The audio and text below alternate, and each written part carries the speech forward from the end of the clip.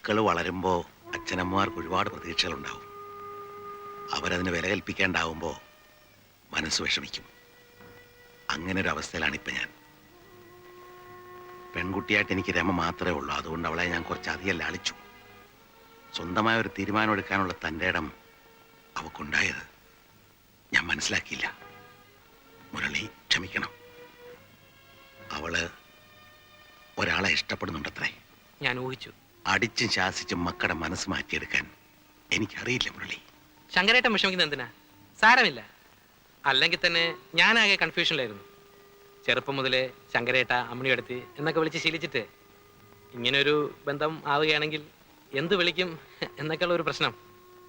ഏതായാലും അത് ഒഴിവായി കിട്ടിയല്ലോ. പണ്ട് ഇങ്ങനൊരു ബന്ധത്തെക്കുറിച്ച് തമാശയായിട്ട് പറയുമ്പോഴൊക്കെ ഞാൻ കേശവൻകുട്ടിയോട് പറയും, താൻ വാക്കുമാറുമെന്ന്.